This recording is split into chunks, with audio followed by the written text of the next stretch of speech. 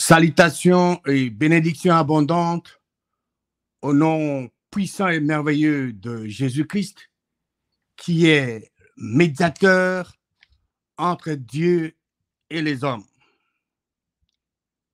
Je suis très reconnaissant au Père Céleste pour l'opportunité qu'il me donne de partager sa parole merveilleuse à vous qui êtes ses enfants. C'est moi, Tito Mbanda. Bienvenue à cette émission. Que dit la parole de Dieu? Aujourd'hui, nous allons considérer Jésus-Christ est le sujet de la parole de Dieu de Genèse à Apocalypse. Jésus-Christ est le sujet de la parole de Dieu de Genèse à Apocalypse. Dieu qui a créé les cieux et la terre, la mer et tout ce qui s'y trouve, c'est lui qui est l'auteur de la Bible. C'est lui qui est l'auteur de sa parole. Jésus-Christ, par contre, le Fils unique de Dieu, Jésus-Christ est le sujet de la Bible. Il est sujet de la parole de Dieu, de Genèse à Apocalypse. Donc, dans chaque livre de la Bible, Jésus-Christ est là.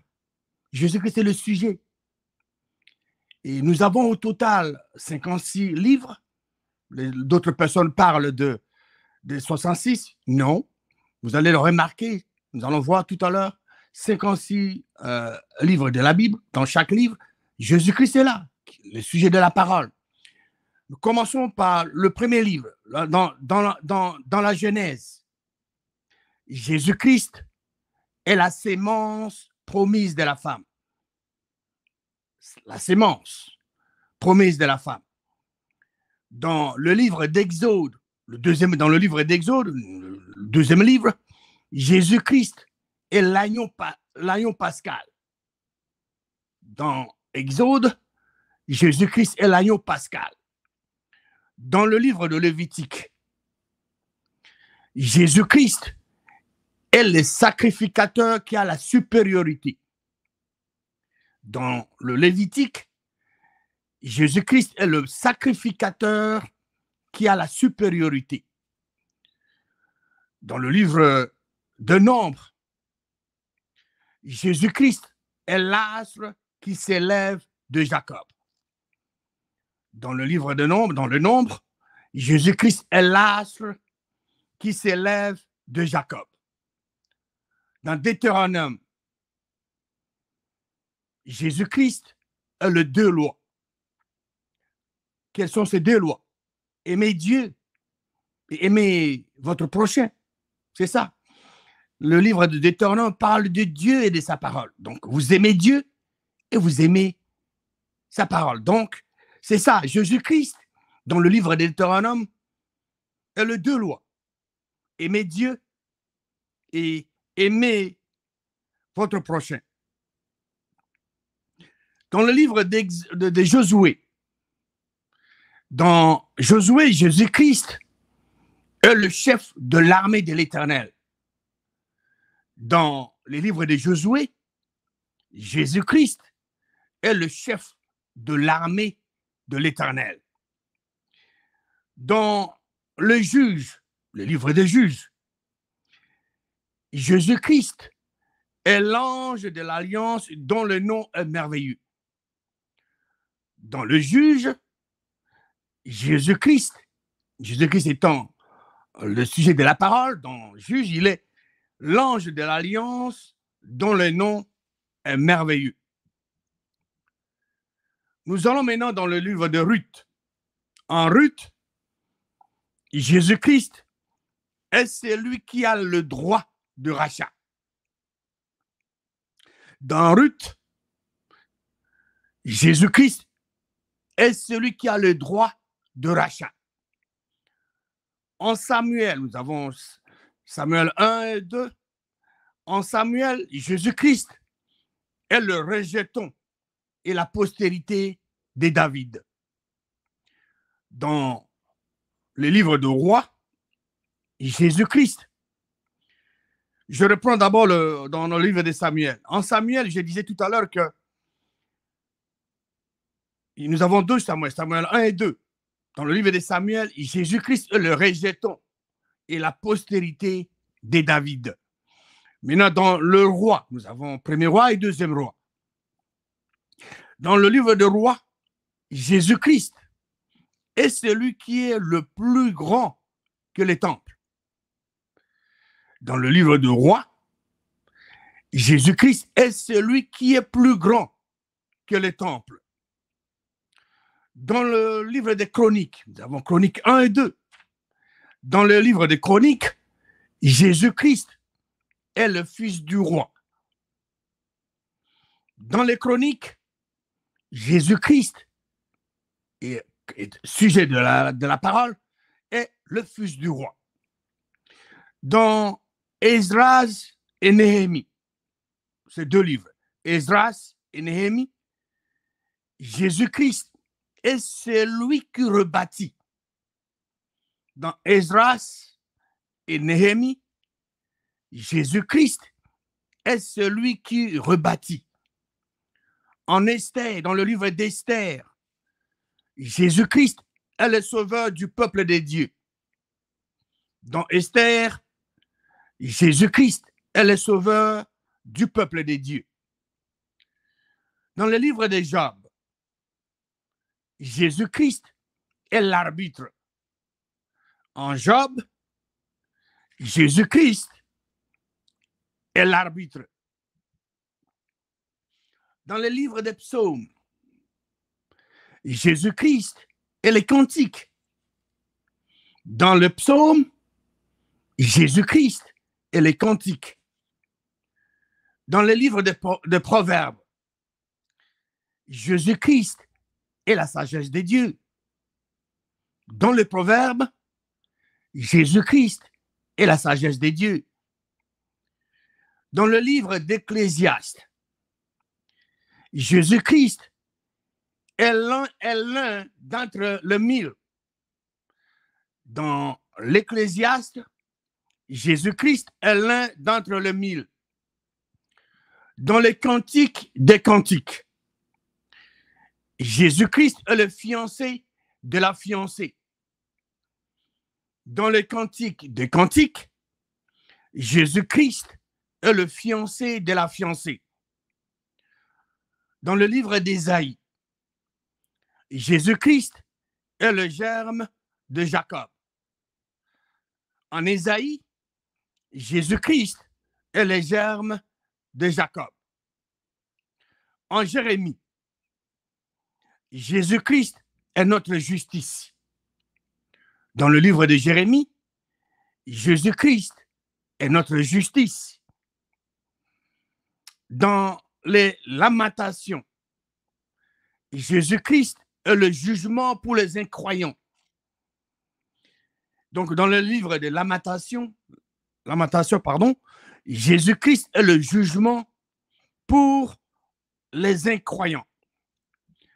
Nous sommes en train de parcourir, nous sommes en train d'examiner Jésus-Christ, qui est le sujet de la Bible. Il est le sujet de la parole de Dieu, de Genèse à Apocalypse. Dans chaque livre de la parole de Dieu, on le retrouve, Jésus-Christ, qui est le sujet de la parole de Dieu. Dans le livre d'Ézéchiel, Jésus-Christ est le vrai pasteur. En Ézéchiel, Jésus-Christ est le vrai pasteur. Dans le livre de Daniel, dans le livre de Daniel, Jésus-Christ est la prière qui devint, dans le livre de Daniel, je reprends, dans le livre de Daniel, Jésus-Christ est la pierre qui devint la principale de l'encre.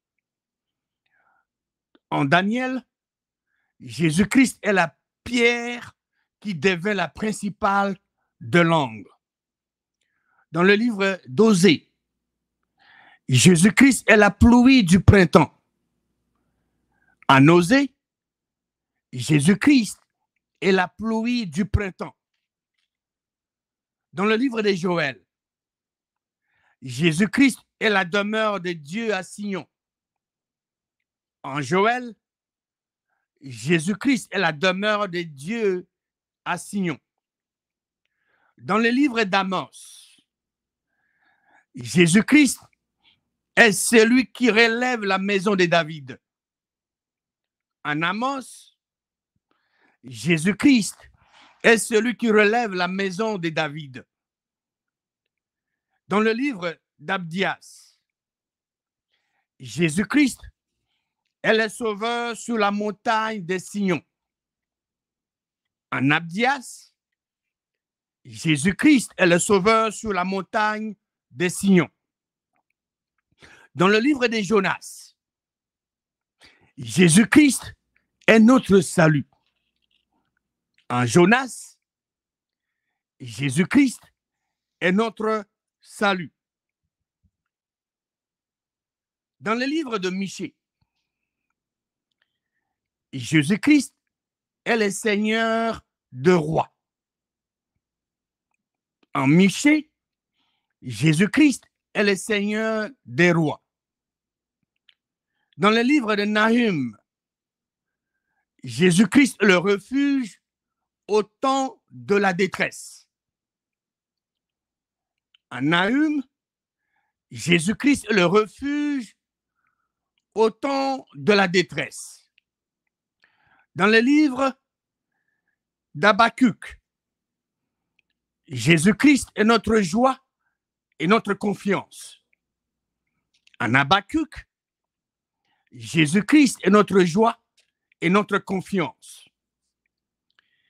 Dans le livre de Sophonie, Jésus-Christ est notre Seigneur puissant. En Sophonie, Jésus-Christ est notre Seigneur puissant. Dans le livre d'Agée, Jésus-Christ est le désir des nations. En Agée, Jésus-Christ est le désir des nations. Dans le livre de Zacharie, Jésus-Christ est notre serviteur, le germe. En Zacharie, Jésus-Christ est notre serviteur, le germe. Je réponds Zacharie. Dans le livre de Zacharie, Jésus-Christ est notre serviteur, le germe. Jésus-Christ est notre serviteur, le germe. Maintenant, nous passons maintenant en Malachie. En Malachie, Jésus-Christ est le Fils de la justice. Dans le livre de Malachie, Jésus-Christ est le Fils de la justice. Nous sommes en train d'examiner chaque livre de la Bible. Nous avions dit au début que Dieu, le Créateur, est l'auteur de la Bible, l'auteur de la parole de Dieu, l'auteur de sa parole. Mais son Fils unique, Jésus-Christ, lui, il est le sujet de la parole de Dieu. Vous le retrouvez, donc le sujet de la parole de Genèse à Apocalypse. Dans chaque livre de la Bible, on peut le tracer. Il est le feu rouge. Il est le feu rouge de Genèse à Apocalypse. Nous sommes maintenant dans les évangiles. Dans l'évangile de Matthieu, Jésus-Christ est le Messie de Jéhovah. En Matthieu, Jésus-Christ est le Messie de Jéhovah. Dans l'évangile de Marc, Jésus-Christ est le serviteur de Jéhovah. En Marc, Jésus-Christ est le serviteur de Jéhovah. Dans l'évangile de Luc, Jésus-Christ est l'homme de Jéhovah. En Luc, Jésus-Christ est l'homme de Jéhovah. Dans l'évangile de Jean, Jésus-Christ est le Fils de Jéhovah. Donc, en Jean, Jésus-Christ est le Fils de Jéhovah. Donc, les 4 évangiles nous donnent l'aspect du ministère de Jésus-Christ sur cette terre. Matthieu nous montre l'aspect du ministère de Jésus-Christ en tant que roi, en tant que Messie.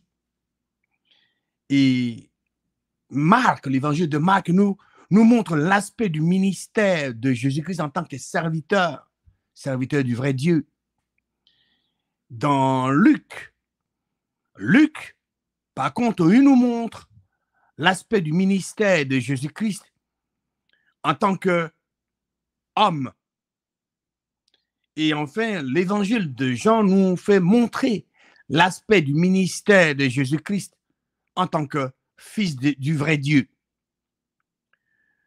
Passons maintenant en actes. Dans le livre des actes, Jésus-Christ est le don du Saint-Esprit. Dans les actes, Jésus-Christ est le don du Saint-Esprit. Dans le livre des Romains, qui est l'épître fondamentale, la doctrine des épîtres à l'Église, ou bien de la période de la grâce, Romains, dans le livre des Romains, Jésus-Christ est la justification du croyant. En Romains, Jésus-Christ est la justification du croyant. Dans le livre des Corinthiens, nous avons Corinthiens 1 et 2. Donc, dans le livre des Corinthiens, Jésus-Christ est la sanctification du croyant. Le mot sanctifié, c'est le mot mis à part. Donc, en Corinthiens, Jésus-Christ est la sanctification du croyant. Dans le livre des Galates, dans l'épître de Paul aux Galates, Jésus-Christ est la justice du croyant.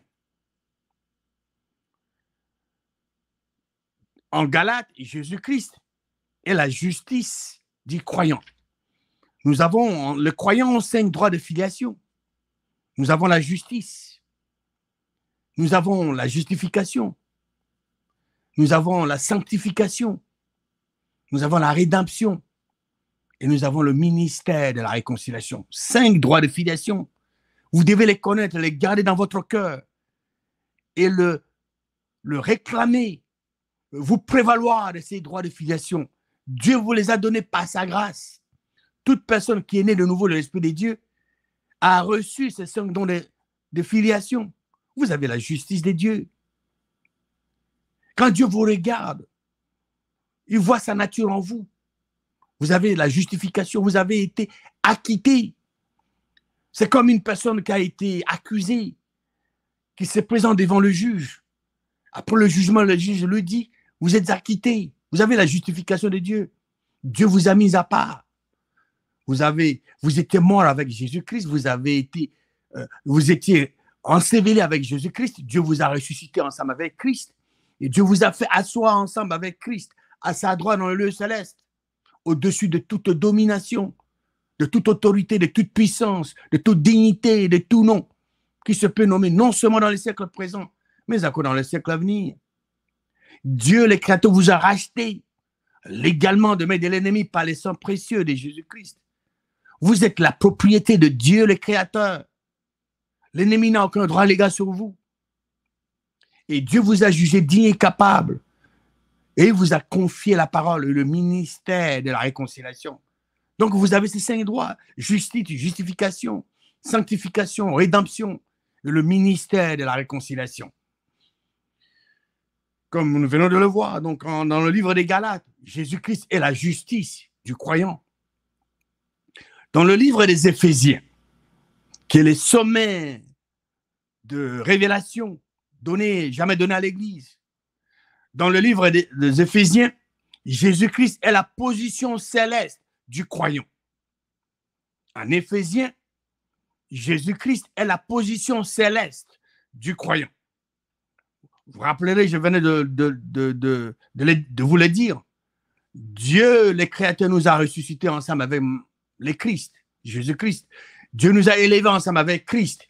Et Dieu nous a fait asseoir ensemble avec Christ à sa droite dans le lieu céleste, au-dessus de toute domination, de toute autorité, de toute puissance, de toute dignité et de tout nom qui se peut nommer non seulement dans les siècles présents, mais encore dans les siècles à venir.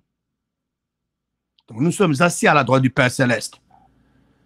Éphésiens, dans le livre des Éphésiens, Jésus-Christ est la position céleste du croyant. Dans le livre de Philippiens, Jésus-Christ est l'autosuffisance du croyant. En Philippiens, Jésus-Christ est l'autosuffisance du croyant. Dans le livre de Colossiens, l'épître de Paul aux Colossiens, Jésus-Christ est la complétude du croyant. C'est là où vous et moi, nous qui sommes nés de nouveau l'Esprit de Dieu, nous sommes complètement et absolument complets en Christ. En Colossiens donc, Jésus-Christ est la complétude du croyant. Dans l'épître de Paul aux Thessaloniciens, Jésus-Christ est la glorification imminente du croyant. En Thessaloniciens, Jésus-Christ est la glorification imminente du croyant. Dans le livre de Timothée, nous avons Timothée, un Thessalonicien, donc nous avons deux aussi, 1 Thessaloniciens 1 et Thessaloniciens 2. Nous avons dans Timothée la même chose. Premier et deuxième. Donc, dans le livre de Timothée, Jésus-Christ est les hommes fidèles. En Timothée, Jésus-Christ est les hommes fidèles. Dans le livre de Tite, dans Tite, Jésus-Christ est les compagnons d'œuvre. En Tite, Jésus-Christ est les compagnons d'œuvre. Nous allons maintenant au 50e livre, en Philémon. En Philémon, Jésus-Christ est l'amour d'un croyant. Dans le livre de Philémon, Jésus-Christ est l'amour d'un croyant. Dans le livre des Hébreux, Jésus-Christ est le souverain sacrificateur pour le péché. En hébreu, Jésus-Christ est le souverain sacrificateur pour le péché. Dans le livre de Jacques, Jésus-Christ est la loi royale.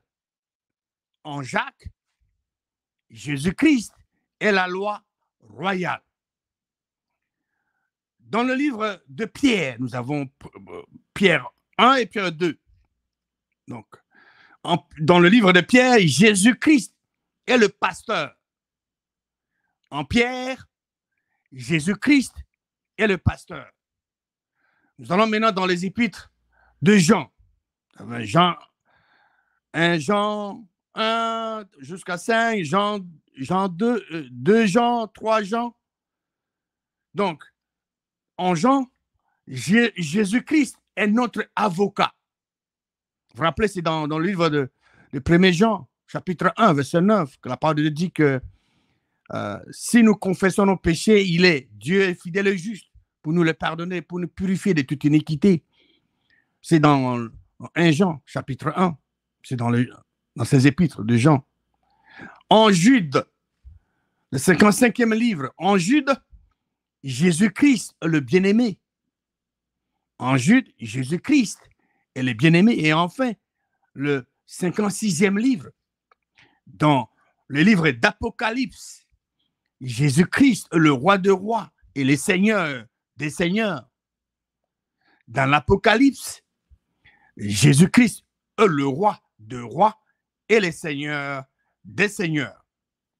Oui, Jésus-Christ est le sujet de la Bible, de Genèse Apocalypse. Jésus-Christ est le sujet de la parole de Dieu, la parole écrite de Genèse Apocalypse. Jésus-Christ est le passe-partout à l'interprétation de la parole de Dieu. Jésus-Christ est le sujet de la parole de Dieu. Dieu, le Créateur, est l'auteur de la Bible. C'est lui qui a initié le plan de rédemption. Dans sa préscience, il savait que l'homme allait tomber. Et il avait prévu que son fils vienne pour racheter l'homme. Et c'est ce qu'il a fait. Il a envoyé son fils, Jésus-Christ, qui est le sujet de la parole de Dieu, le feu rouge de Genèse à Apocalypse. Que Dieu le Créateur vous bénisse abondamment au nom puissant et victorieux de Jésus-Christ.